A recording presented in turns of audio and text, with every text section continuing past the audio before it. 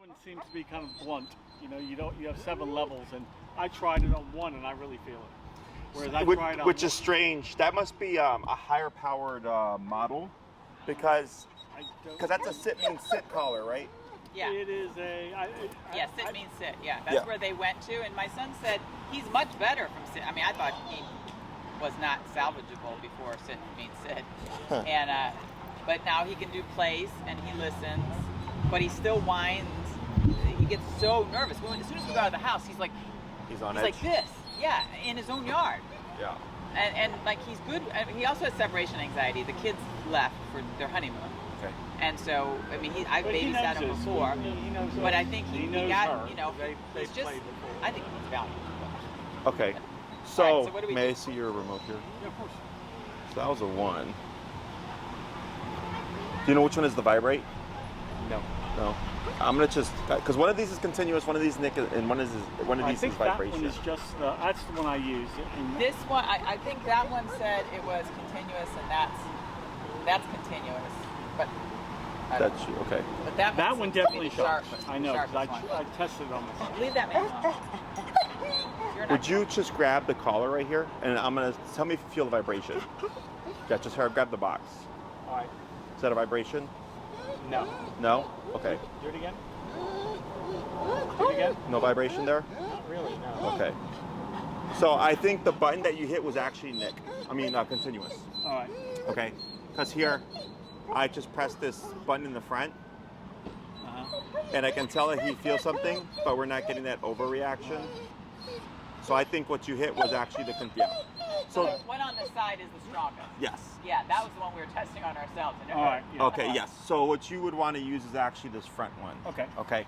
Because continuous is so harsh, and it's such a heavy-handed hit that it can either create more anxiety, or it's so abrasive the dog doesn't think through why it happened. Right, okay. Does that make sense? Yeah. So, go ahead and just give a tap on that front one. Yep. This one here, right? Yes. Yep. It's okay. There you go. Okay. Okay. So, broke out the yard, attacked the dog. Second time he's done it. And how long? Well, before he went to sit means sit, he was at a dog park and he did that. He's been playing well with the dog, and then he saw a little dog and he grabbed it, and my son had to pry his mouth open. And then my son took him. Then we did sit means sit, and he never got better. They never took him back to the dog park. They still have to be careful around dogs. Sure. And my son said, we just accept this is how he is. And I don't want to accept that's how he is, because they're going to start a family, and this is too much work. Sure. And how old is he? 3, probably. 3? And he's had him since, I think you said 9 months? Was that what it was? Probably 9-10 months. He got him during the COVID. Okay. So about 2-3 years, yeah. Okay. Got him during COVID, and he'd sort of been through a lot of shelters and fosters. Sure. And so he was super separation anxiety. Okay. How long ago was the board and train? A year and a half. Okay, so like kind of almost right when you got him. After a few months, yeah, because they were freaking out because they couldn't train him. Okay. Do you know what kind of follow-up he received? It was where you go during the day, and then my son would follow up. So it was the summer. Okay. It was last summer because we were up here, and I took him for walks. Oh, it was last summer. Okay. It was last summer because I took him for walks, and I could get him, but there was supposedly a way to walk him properly. I don't know if I walked him, but I got him okay where I could walk. But if I saw a dog, I had you had to really get on the other side of the street or turn a corner early. My son said something like they do like group sessions, but Ben's so reactive they keep it going. Okay. And he doesn't really take him for walks because that's not good. He doesn't take him frequently for walks because it's not pleasant. It's not pleasant. It's hard work. When he sent Ben to the board and train, did he tell him like I want to get this addressed? Like I think so, but there was at that point he was a bit of a nightmare. He was crying all the time. So being able, the fact that he relaxed enough to stay calm in his house, that was a huge achievement. He was pretty crazy in his house. Yeah, anything that came by, he would react. But I think getting that he gets the place and the sit, and he goes to his kennel, and he's fine, and he you know, he can do a sit and a stay. Inside the house, he's a decent dog. I kind of think they decided this is kind of how he is, and that's Just accepted it. Sure. Okay. So my experience, they're not a good company. Oh. It's a whole thing. Like I spent 3 months. Well, I spent 2 years and then 3 months doing an internship to learn what I know. And then Sit Means Sit is like you get a DVD, you go for 2 weeks. It's a franchise, and then like you're a trainer. I believe it. So yeah. So go ahead and press that button. Yep. Ben. There you go. Come on. Good He boy. didn't react then. Good Top boy. us that way didn't really react. Good Go boy. ahead and press it again. Okay. Yep. Wait a moment. All right. Now I'm gonna have you shorten your leash. About right there. Go ahead and pull straight up, and then tap on that button, and then relax. Good. So every time Ben moves, I'm gonna have you lightly pull up and then just tap on that button to put him in a sitting position. Okay. Now, You gotta tell him, sit. nope, don't say anything. So go ahead and tap here. Yep, it's okay. This is just to get a feel. So he's obviously very anxious, right? So the drugs only mask. Oh, I thought they would help him train, calm down enough to learn. It's you can try them. I'm not a veterinarian. I get a lot of dogs that show up on drugs and they don't do anything. But I'm biased though because I get the dogs where the drugs don't work. So like, I had a dog. He's actually boarding with us right now. He's on gabapentin, trazodone, and fluoxetine, and he's still trying to attack people. Okay. Then we did the training. They took him off of 2 drugs. He's doing much better. We can actually take care of him. He's fine with my staff. He likes us and all that stuff. Whereas at this previous place, only one person could handle him. Okay. So, when it comes to the anxiety here, I know how Sit Means Sit trains, and dogs don't really understand how the e-collar works with that methodology. Okay. The other thing is your system here, as you noted, like he's like yelping or not, right? Is your system has 100 levels. This system only has 7. I believe there's a way to modify it where you have like a low, medium, high kind of thing. So you technically have 21, but you still have 79 more levels than this collar does. No. So, so the reason why I say that is your collar is a good collar, okay? But in my experience, because I used to use that brand, it makes dogs more aggressive. Okay, I use Dogtra. I use a different model. Okay. This makes dogs more aggressive? Dogs like this. Oh, I see. Okay. So there's dogs like if it was just obedience and not like aggression or anything like that, and it was the appropriate size to him, I say sure, we'll see what happens. But in my experience, when I've dealt with reactive dogs or dog aggression, it tap. Yep. And then relax. Good. Can incite more reactivity. Okay.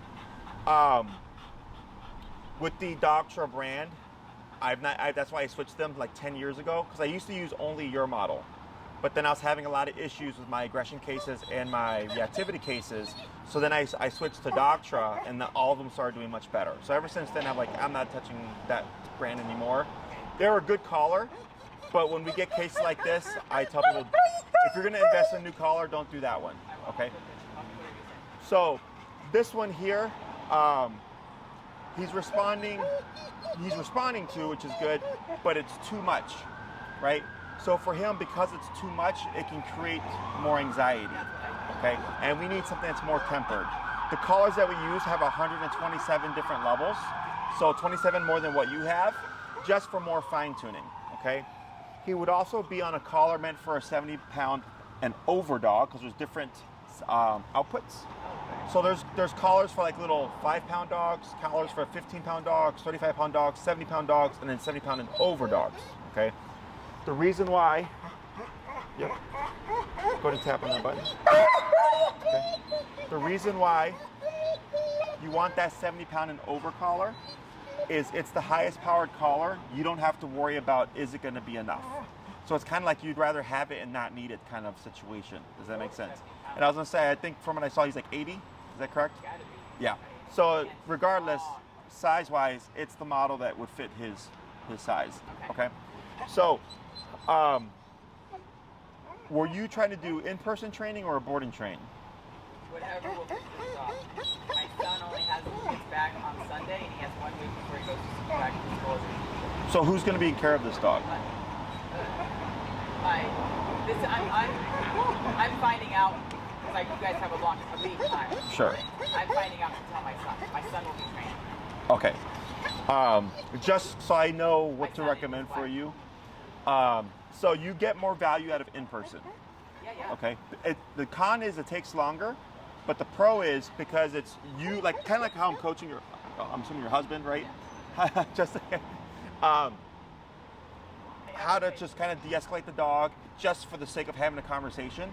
It's similar, but obviously a lot more in depth, right? Because he has to essentially be retaught what the e-collar is, because in my opinion, he doesn't know, which is why he's so wound up. That's what I think. When we go outside, he's scared that something's going to happen. He doesn't understand what it is. Correct, because he doesn't understand how that turns on and how it turns off. So it has to be layered in correctly, okay? So sit means sit kind of trains in this weird way. So if we use the collar to put the dog, like let's say right now we wanted him to just sit beside him, right? You pulled up, you tapped on the button, he put his butt down, and then what happened? The collar went away, right? The collar doesn't come back. If he starts to stare at a dog and we use the collar and he looks away, that's it, right? Nothing happens after that, which makes sense, right? Because you're like, okay, this bad thing happens, but then when I do this, the bad thing goes away. Sit means sit doesn't train that way. Yeah, it's weird. I can't. I know, like if they bring a dog to a placemat, they'll continue to use the button, which doesn't make sense because it's once the dog goes to the placemat, the button should go away. That's what tells the dog you did something correct. Okay, and I'm going by what other clients have told me. Maybe they're telling me something incorrectly, but I've had at least 2 to 3 people tell me the same thing where it's like, yeah, the collar just keeps happening. And I was like, well, when does the collar turn off? And they're like, we don't know. So I was like, that doesn't make sense to me. The aversive has to disappear. So if the dog thinks, if I make this decision, it'll turn on. If I make a different decision, I can avoid it. Yeah, he seems to understand that when it goes, he places to his back. He Sure. goes there and he lays still and he's good. Sure, and we need that to happen Reliably. here, Yeah. right? We need that to happen outside, okay? So the first thing that we always cover is the healing exercise, which is leash pulling, because that sets the foundation for how the e-collar works. It teaches, I can teach the owner how the e-collar should work, and it's something that we would do 3 times a day, 7 days a week, okay? So I know your son doesn't walk them because it's unpleasant, right? But the whole point of this is to be able to walk them and that it is pleasant. Right. Okay, so when we tend to withdraw with cases like this, it gets worse Right. because there's lack of exposure, right? But then when you bring the dog outside and you can't stop them, well, now it's unpleasant for us, and the dog doesn't make any progress because we don't really have an answer. Does that make sense? Yeah. So the first class is always heal. It's kind of like with your husband here. I coach them through everything. I don't need to touch the dog. Okay, he shows up with his e-collar, his leash, and bend. And I walk him through everything. So it's all hands on for him, okay? If we see a dog and he becomes reactive, I coach you guys on how to shut it down. And what we want to see is that the next time he sees a dog, there is no reactivity, right? We want to stop and then deter the behavior. But the only way we can see if we get that is go ahead and tap. Yep. And relax, tap. Good. Wait a moment. Relax your arm. It's okay. That's partially the hound. He's a hound mix, right? Yeah. So, so the first class we review these things. I give the homework, and then I say, rinse and repeat. I'll see you in a week. Okay. Excuse me? We can, but I train here because of because of the dogs, right? Because this isn't even busy. This gets busier. So tap. Go ahead and bump them to 3.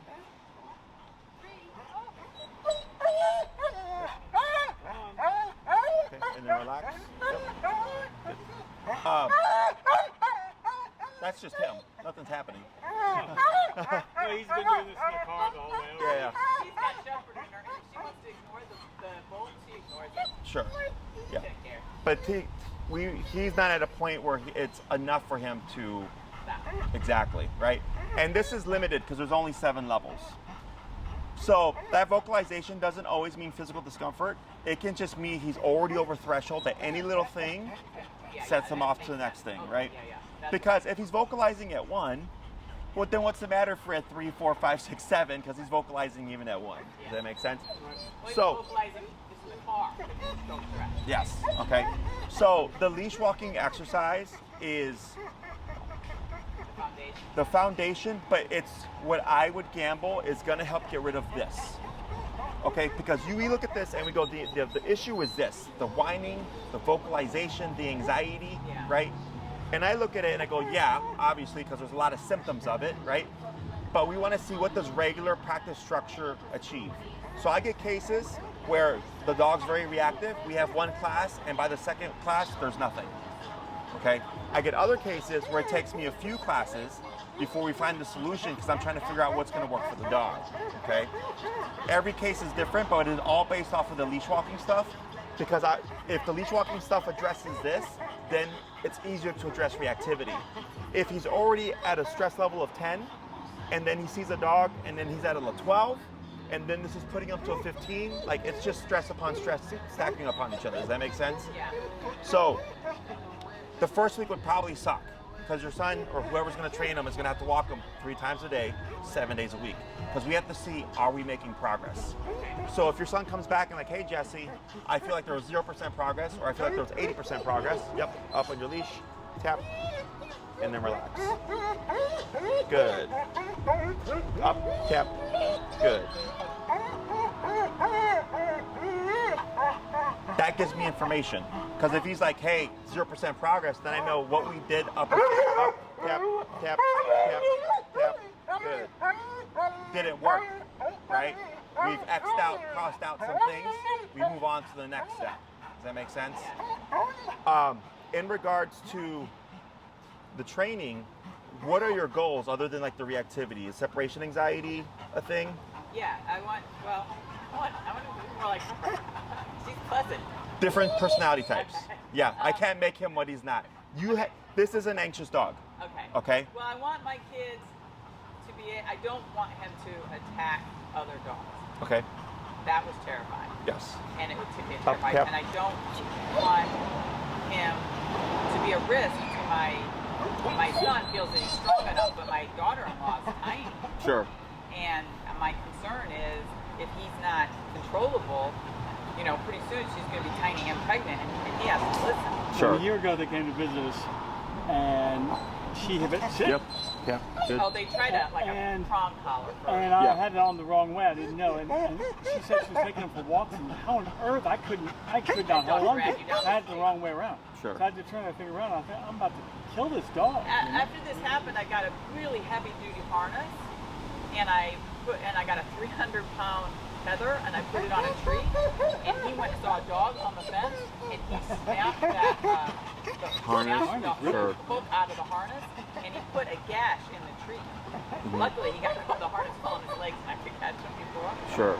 But I can't. I'm thinking grandkids, pregnant daughter-in-law. Sure. I just want it to be manageable. So we would most likely do prong with e-collar because for your daughter-in-law, it would give her more leverage. Yeah. So yes. So I had a client who was like 80, 90 pounds and she had a 150-pound Great Dane who was dog reactive. And she lived in the middle of Bucktown. So she'd see dogs all the time. The dog would drag her across the street. So the prong collar, But she can PTSD hearing about but guess what? We made great progress. She can walk her dog, no reactivity. Okay. So the tools, they have to be used correctly. They have to be fitted correctly, and that's where we come into play. Okay. Because I get clients to show up with their dogs on prong collars, and they're just putting it on as if it's going to fix the dog. I go, no, there's more to it, right? So for her, I'd most likely do prong and e-collar because the prong would give her more leverage just in case there's a dog that turns around the corner and she's surprised. She has that immediate control. Whereas the e-collar is the physical strength, right? Because it doesn't matter how small or big she is. all she needs to do is turn a dial, and exactly, okay? It just has to be layered in correctly, because right now, obviously, he's not, go ahead and tap here. He keeps re-engaging. He doesn't have a good understanding of why this thing turns on. So like I had a client that trained her own dog on your particular brand, and very reactive, looked very much the same as your dog right now, okay? And when we were training, he kept screaming. So I asked her, I'm like, well, what button are you pressing? And she goes, oh, I'm pressing the red button. It was a different model. On yours, the red button, right? Yes, the continuous. And she had it maxed out. I was like, Jesus Christ. I was like, no. I was like, we're gonna use the black button and we're gonna dip that number down, okay? Yeah, our trainer showed us How to use it correctly, sure. So then the next class, the dog's reactivity dropped like 70-80% because she was part of his stress, because the dog didn't know why this blast kept happening. So the dog was like constantly on edge. Once we conditioned the dog to understand how it turns on and off correctly, dog calmed down quite a bit, okay? So definitely have to go over the heel again. That's typically about 2 classes, okay? By the 3rd class, we see how he's doing, okay? If your son's like, hey, Jesse, he's like 80% better with the reactivity, I go, great. Where are we still seeing it? If a dog lunges at him, if a dog is too close, if it's like a puppy kind of energy. It's small dogs. Small dogs, you know? I think he has some greyhound. So let's say he says small dogs are still a problem, right? Yeah. I go, okay, so at least we know we've already addressed all the other stuff, and now we know we have to prepare for small dogs. So we have to find what's going to work to correct him for that, and what's going to deter him from doing it again. Does that make sense? He's focusing on that dog, though. I know, I've got you. A lot of it's just trial and error, okay? And your son's on my feedback, so if he doesn't do the homework, then I really can't help, okay? So what's the timing of this? Like how long? No, like when, how soon, and what time kids going on today? Sure. So it depends on if he's trying to train with me or if he just wants to work with someone as soon as possible. So I have 3 trainers, right? Okay. There's me, Enrique, and then Elias. So with me and Enrique, Enrique may have sooner availability. Just depends on what his schedule is like. Okay. So my schedule is reversed to most people because I'm busy evenings and weekends because people are 9 to 5. Okay. But Maria would relay all this stuff to you. So if you're like, hey, my son's, or his availability, whoever's going to be a part of the training, is this, right? And she's like, oh, okay, Jesse has availability. Then it's easy to get on as soon as possible. I mean, is there anybody who's got a special gift for this kind of dog? I mean, this isn't the worst dog, right? No. God, no. I've had dogs that have had needed 2 e-collars. That had to have like 2 e-collars? 2 e-collars. Yeah. I think I'm going to need Italian. This is so special. Okay. So I've been doing this for 12 years. So I would be the one with the most experience. Okay. Enrique is a solid trainer. He also has worked with a lot of cases like this, but he's only been doing it for about 2.5 years. He's been training under me. Okay. So, in regards to length of time, it just depends on how much are you trying to address, right? There's reactivity. There's separation anxiety. There's escaping the yard, right? We're gonna have to get that corrected. Is he on an electronic fence or no? No. It's just that. They just moved into a house, and it's just about 4 feet. Gotcha. And he was staying in it because they hadn't been there very long, and my boy only took him out in the yard to throw the ball. Sure. And so I was on my own. Bill wasn't there, and I just took him out to take a pee, and he saw this dog in there. And he didn't have his collar on, my fault. But I wasn't getting the collar to work correctly. Sure. But I thought he would safely go out and take a pee and come back in. Sure. We've done that before. Yeah. But then he saw this dog. What we most likely do is make sure to cover. He can't leave the fence without permission, okay? So that we prevent that from happening. Okay, because once a dog does something once, I know. more likely it's going to happen again. Yeah. Okay, so we want to take care of that problem before that problem happens again, and we don't want to gamble like, well, even if he's on the collar, if he jumps and he's already making over that fence and you remote him then, well, he's already over the fence. Right. It's kind of like dogs with electronic fences. They learn to run through them. I don't know if you've heard of that. Yeah. They'll run and they'll jump at the last second and they'll take the hit midair and then they're free. Right. Okay. So I've seen that a lot.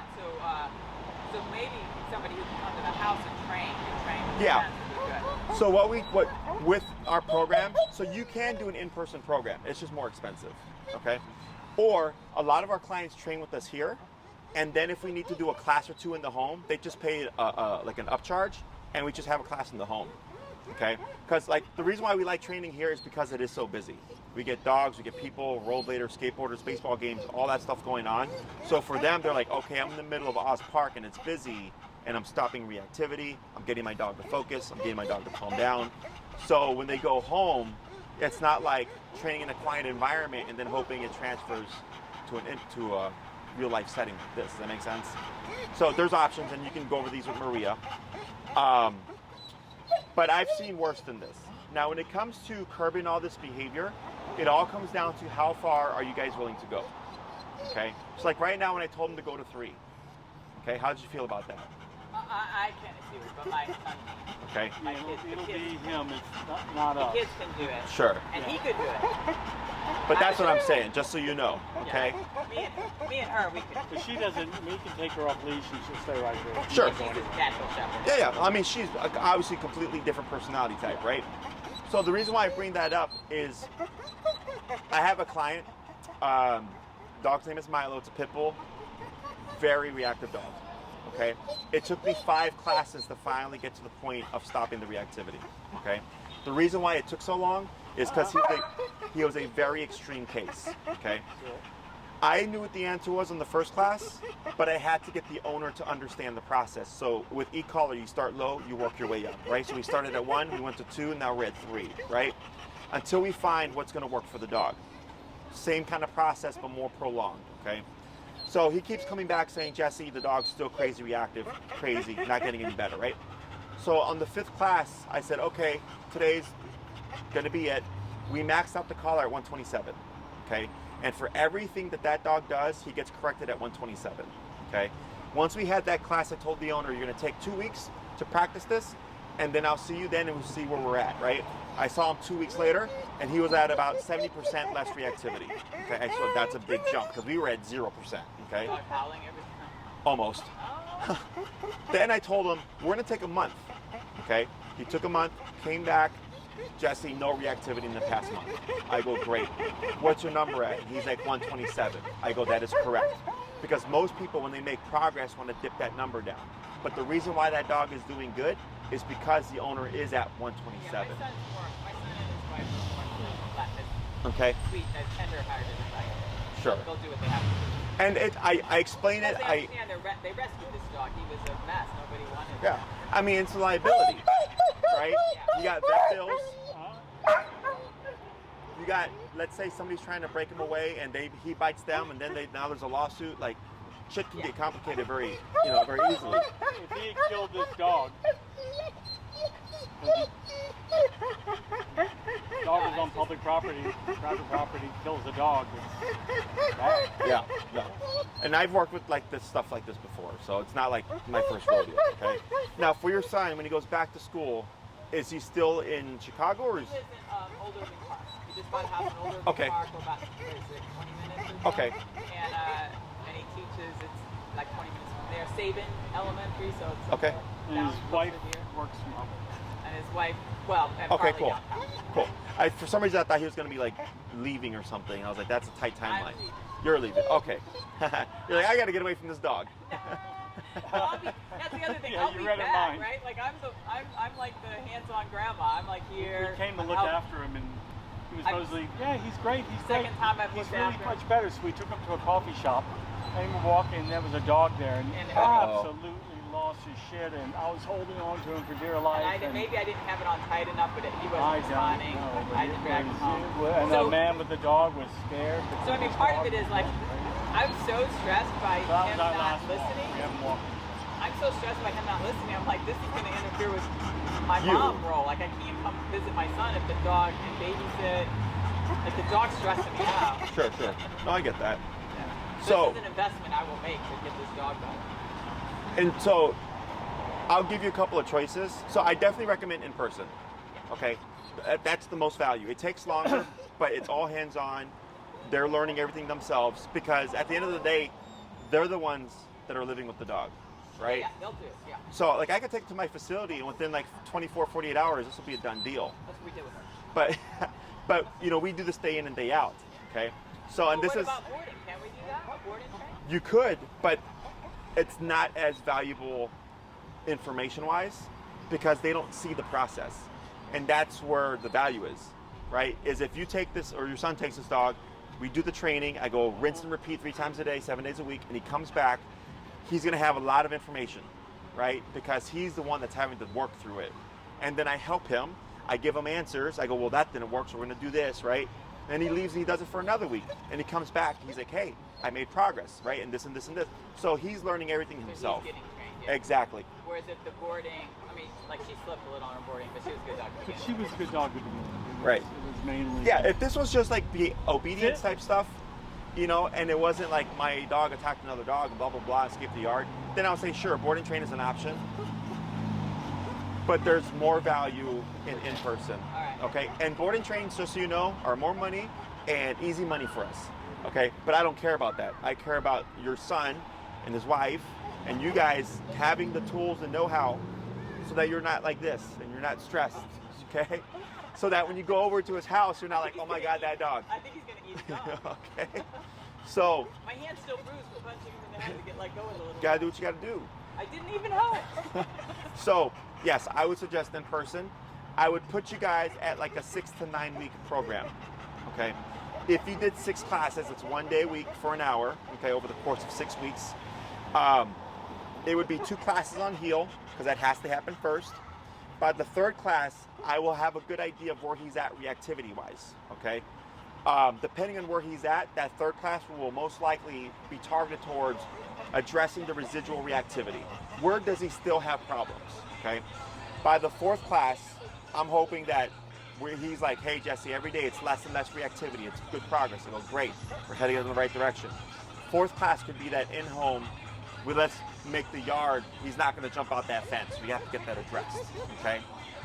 By the 5th class, we'll have a good idea of where we're at.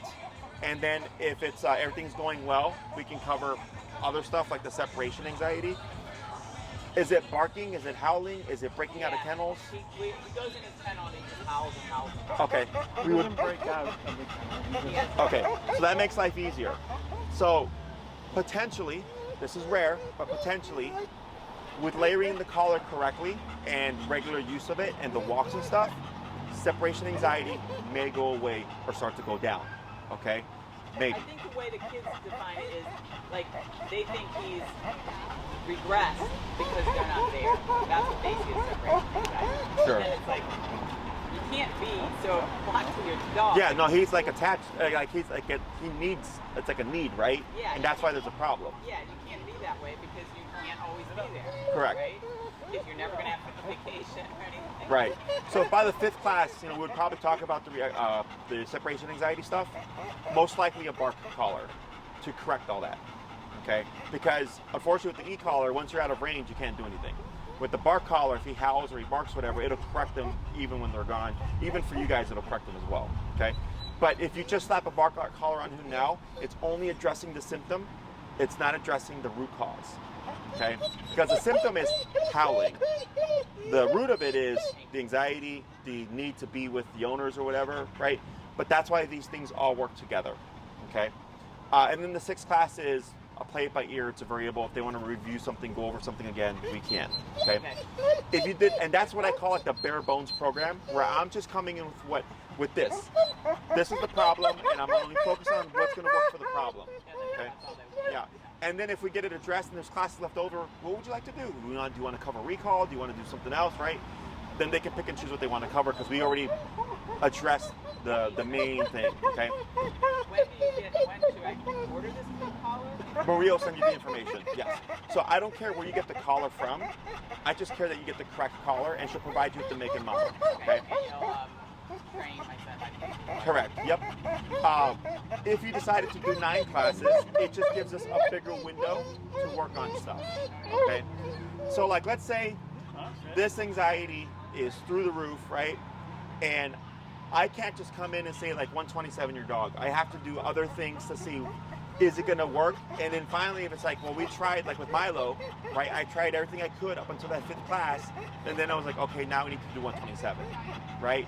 So if let's say we were doing 6 classes with Milo, well then he would have, on that 5th class, he would have found the answer, but he would only have 1 class after that. Does that make sense? Now he's doing a 12-week program, so he's more than covered. but it gives us just a bigger window of time, just in case this is more difficult than anticipated. Okay. Typically, when I get my clients with very, very reactive dogs, they're almost always pit bulls.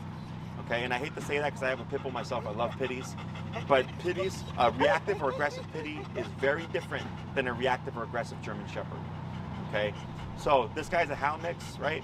Yeah. So I'm not really foreseeing that, but hey, I've been wrong before. Yeah, he's just a sweet dog when he's calm. Sure. Oh, I'm sure he is. But yeah, so I would put you at somewhere at 6 to 9 classes. 6 is bare bones. 9 is just you have a buffer. Here, but then at least one in Yes. the house. And it could be with you or the junior guy. Correct. Depending on availability. Correct. And how far are you guys scheduled out? And it will be, That's a question for Maria. okay. And it'll be like, do you have weekends? Yes. Weekends are best. Yes. So when you give Maria the schedule, she'll let you know and go like, okay, yeah, it just has availability, and you can just sign up with me right away. Okay. If it's like we want to get on as soon as possible, but our schedules don't match up, then you can go with like Enrique. Perfect. Okay. So you'd have your options there. Worst comes to worst, if it's like we got to get this dog in, and we're not available, you could do the board and train. Okay. So it's not that you can't do it. It's just you would get more value and more information out of in person. Okay. Questions on any of that stuff? Trying to think here. So if the dog's been sort of ruined by that, he's scared of the e-collar. It can be reconditioned. So you just start from the beginning. Yeah, we have to reset. And that's why the walking. Yes, Do you because do positive reinforcement, give him treats when he does good? Because he kind of feels no, you can, but the reason why we don't is it's too much for the owner to think about. Because you have your dog, you have your leash, you have your remote, you have your food, you have the anxiety, you have the reactivity, you have the dog over there, right? You have the dog over there. Too much stuff. Yeah. How do you explain yourself? I know, I saw that earlier. That may have been from when he ran on the leash. Yeah, I think that was the leash. Yeah. All under his belly too. Yeah, food, like with Milo, we also use food in those first 5 weeks when we were trying to decipher what's going to work for him, right? It didn't do anything. But I did it so the owner knew, like, well, we did do that, and it just didn't work, Yeah. okay?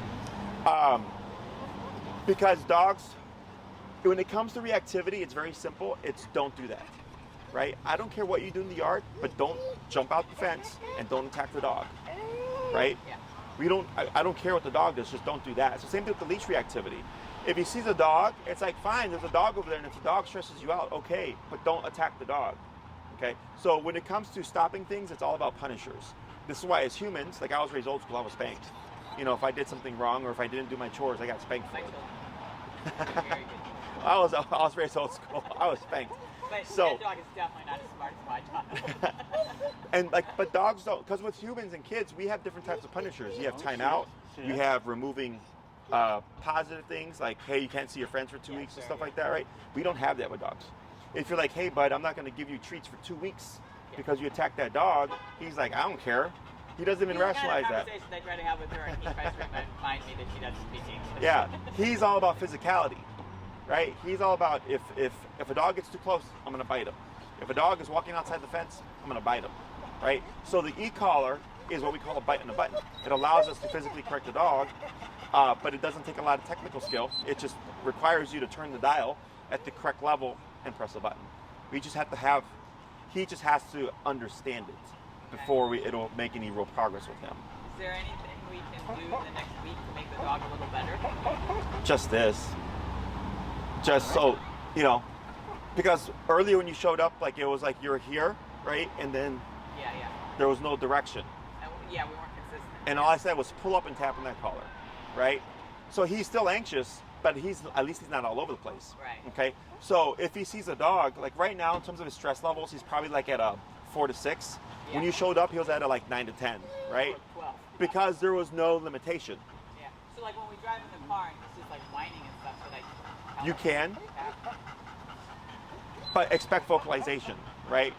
And if you keep tapping him and he keeps vocalizing at 3 and he doesn't stop or get quieter, what does that tell us? I gotta go up? Yes. Oh, okay. That's how punishers work. Alright. So like if a person steals a Snickers bar from a Target versus $100 from a cash register versus $1 million from a bank, it's all varying degrees of consequence, right? Same thing for the dog. except the only thing he really understands is physical consequence. So there, on this particular collar, there's only 7 levels. Yeah, so we got to get better. Yeah, so like let's say if you're at 7 and you're correcting him and he's still not stopping, then you're not going to make any progress because he doesn't understand the collar. When I couldn't get hers to work, I put hers on. I only had it like 11. He was whelping like he was dying. Probably because his stress levels are up here. Oh, yeah. But remember, even though he's yelping, if it's not stopping the behavior, it's not. Because I've had clients, like I had a white German Shepherd that I worked with, and white German Shepherds are like neurotic. And the dog wouldn't listen, right? And the owner's like, Jesse, the dog keeps yelping. I'm at 20, he yelps. I'm at 80, he yelps. Okay? So I was like, okay, turn your collar to 0. She goes to 0. I said, press the button. She pressed the button. And guess what happened? He yelped. You know why? Because the button clicks. So he was hearing the clicking. So I told her, I'm like, if he yelps at 0, that's telling me he's playing you. So it's either your dog yelps at 80 and listens, or yelps at 20 and doesn't listen. Does that make sense? Because he's yelping either way, but he might as well be yelping and actually listening and doing what we want him to do. Okay? So similar concept. With the repeated, the 3 times a day, the walks and stuff, right? The whole goal of that is to get this to calm down. Okay? Now, if he is just genetically screwed up and an anxious dog, there's not much you can do for this, but life can be a lot more pleasant. Okay, where it's like, bless you, where the ability to prevent reactivity, you have the ability to do that, you have the ability to stop it, we don't have to worry about bless you. So even if he's genetically messed up and he's going to whine and whimper and be kind of pissed, your training can keep him from attacking. Correct. Right? Okay. Yes. Every case is different. Okay, and I've had guys like him, you know, and the next class are completely calm. And I get guys like Dylan, they're the same, but at least the reactivity goes away. You know, it's just whenever you take the dog out for whatever reason, their stress levels just go up the roof. Yeah, go ahead and pull up. Boy. Come on, up. Oh, Yeah. yes, that's it. Yes. The reason why is when he lays down, did you see how he gave the slack, right? And if he saw something became reactive, he'd have that slack to go forward. So when we shorten the leash, just like that, even though and you can relax, right? Is if he tries to lunge, he's not going to get far, right? But when he laid down, you have to give that slack, so then he catches you off guard, and then next thing you know, she's lunging. Yeah, and I've had people get pulled down. I had a lady break her hip. I had another person break the wrist. Oh, yeah, that's how I go out. I'm shortly after terrified. Yeah. Even that bad and the control now. Yeah, when you're stationary, the less leash he has, the more leverage you have. Okay, does that all make sense? Yeah. Other questions? Do we have any? So we should just do this. Yes. Not start walking. Yes. We'll just. Yeah, if you have to take him out, right, and he's on the leash and stuff, just for the sake of getting him out, like this is just a Band-Aid for now, okay? Because at this moment, he's only understanding that one way, okay? So he's been taking him out because my son was throwing the ball in the yard. The yard, he could easily jump over the fence.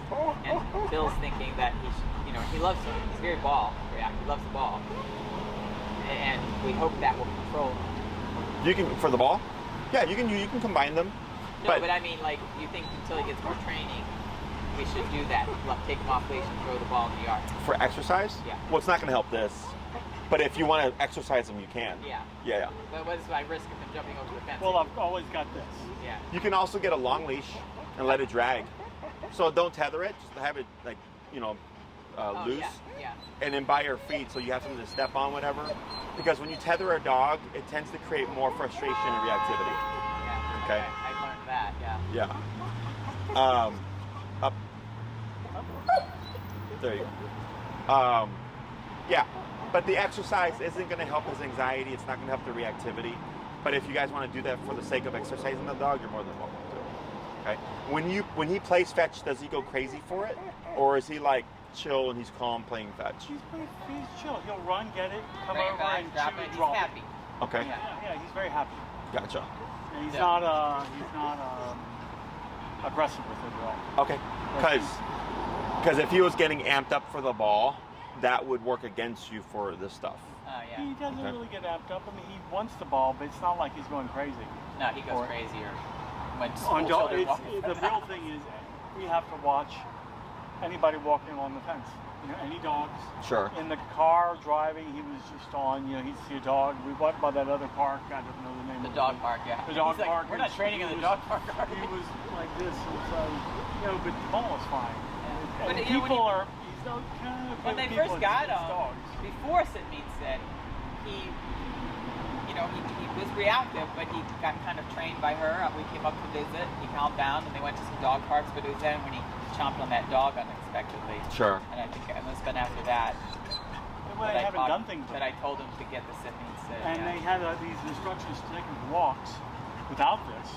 And I took him, and sit means sit, and I have it over. And he goes, "You're not." Your son said, "There's a certain way to do it." I said, "I'm doing it the best I can to get this dog out without him ripping my arm off or ripping another dog apart."